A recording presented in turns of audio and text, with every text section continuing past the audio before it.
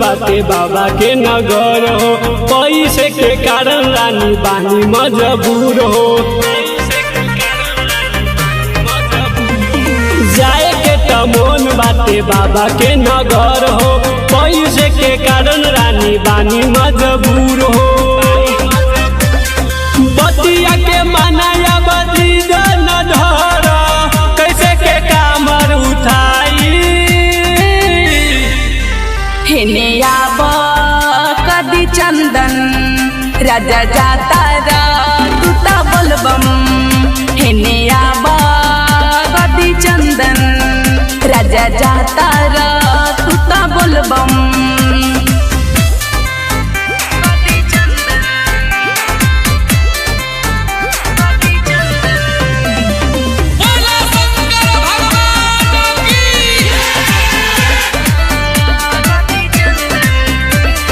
जैबा राजा देवा घर तक कटी सुना दुखिया, भोला बाबा करी है कृपा माना हमर बतिया।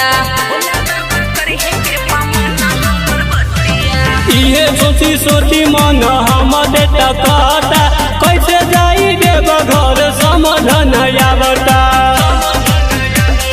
बतिया के मानाया बदी न ठाना, चलल जाई अगला साल।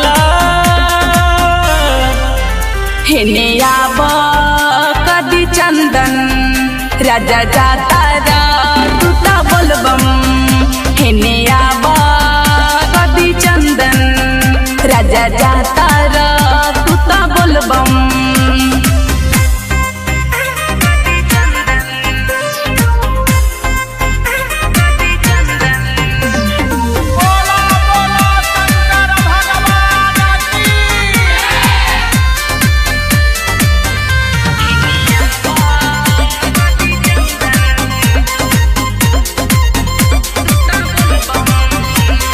जाइब हमें संगे पिया जिद जानी घर, जतारा बना के राजा डेट जानी धर। बतिया न मनवा रानी ठीक बात चोर, रोहिया में वीर बाटे हाथ दनी धर। विष्णु देवर के संगे लेके चल, जलवा चलल जाई सासे। हेने आब कदी चंदन राजा जाता रा तुता बोलबम।